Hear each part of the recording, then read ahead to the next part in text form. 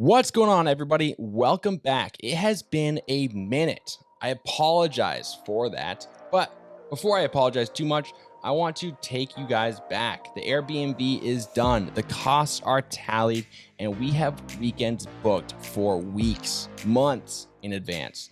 So I want to show you kind of a reminder of what this unit looked like before we started the renovation. I want to show you some before and afters, and then I want to break down the budget and how we ultimately did compared to what we were hoping to spend on this renovation and furnishing of this apartment. Before we do that, like I said, I want to apologize. I had high hopes for documenting this process of renovating this Airbnb, and that didn't go so well. I drastically underestimated the amount of work it takes to vlog something like that and create content based on the renovations. And so when it came down to it, getting the Airbnb up and running was far more important financially than it was to make 3 or 4 videos during the process. So I apologize for that. I want to take you back and show you what this unit looked like prior to us starting. It was a unit that was stuck in the 1980s. We had a tenant there who had lived there for the past 35 years. And this unit had received pretty much no love during that time period. And so it went from looking and smelling old, decrepit, old vinyl, kind of smoky walls, some weird pinks and blues and very, very outdated. And so I'm excited to show you guys that it no longer looks like that. It no longer smells like that.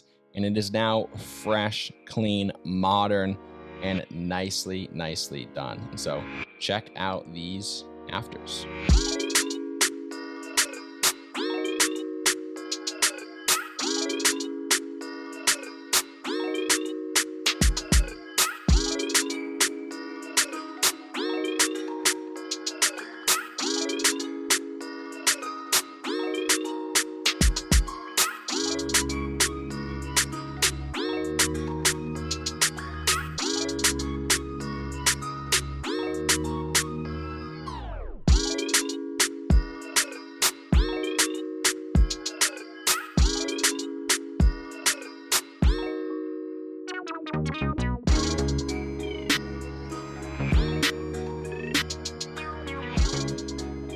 Now, as a reminder, we had budgeted roughly $20,000 to $25,000. The hope was to do the renovation component for $10,000, furnish it for another $10,000, and we had about a $5,000 buffer in there in hopes that we would get it all done for $25,000 max. But ultimately, the numbers came where the numbers came, and we had to get the job done.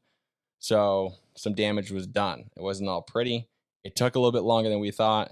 We spent more money than we thought. And, during those initial weeks, heavy into the construction, we took dozens of trips to Lowe's, to Home Depot. We averaged about a trip a day. And so we were a little inefficient in that component, but thankfully we're only about 10 minutes, maybe 5 minutes from the nearest Lowe's. So it was relatively insignificant. Due to some time constraints, due to some budget constraints, we were able to cut out some of the jobs that we thought we were going to do. We had intended on putting recessed lights into the kitchen. We did indeed take out the ceiling fan from the kitchen. We put a new one in the living room. The other thing that we didn't end up needing to do is adding additional insulation in the attic, which is fantastic because that would have been a pain in the butt job. But while I was up there putting in the ceiling fan, I was able to see that there was sufficient insulation in there. So with that said, let's get into the numbers. For the renovation component of the project, this one's pretty bad. And it hurt when I tallied it up. I knew it was going to be high, but it hurt. Still hurts a little bit. For the total renovation component of the project, we came in at $18,776, which obviously we spent like 80% more than we had intended to spend. Maybe had hoped to spend. Maybe $10,000 just really wasn't realistic in the first place. It's an expensive time to be doing construction projects. Inflation's running away. Inventory's low. Shipping costs are high. And so it wasn't really the most ideal time to take on this project.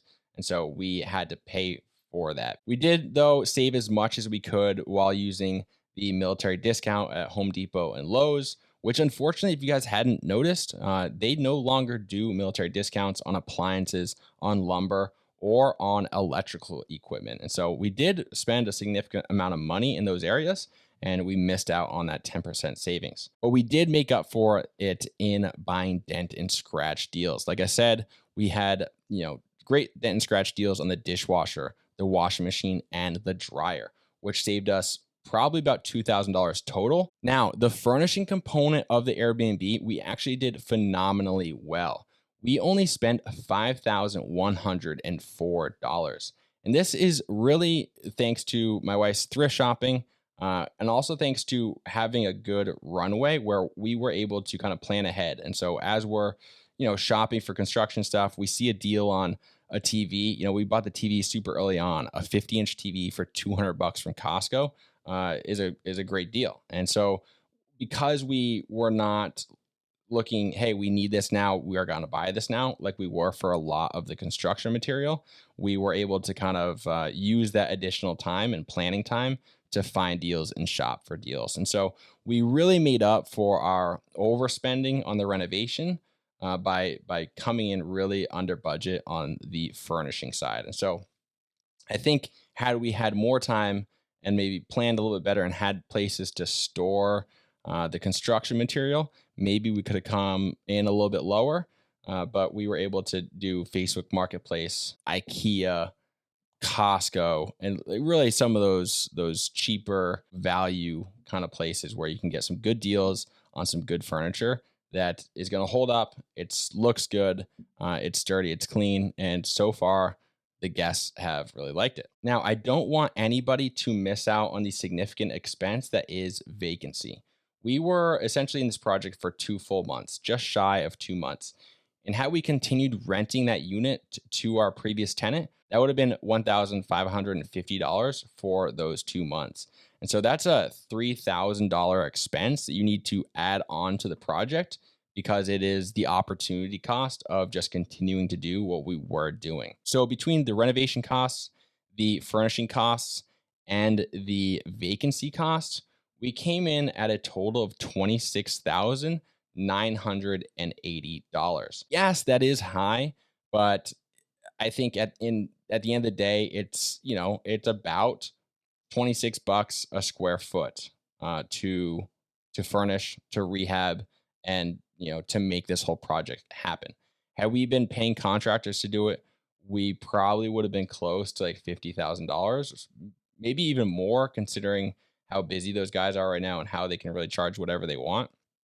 And so being able to DIY this with friends and family was a huge savings, and I am extremely grateful for the family that came up and really did the majority of this project. Without that, it would have been likely a 6-month process that would not have turned out as well. It would have had far more vacancy and probably and definitely a worse quality product at the end of the renovation. So that's the current update. That's how the Airbnb is going. That's how it looks today.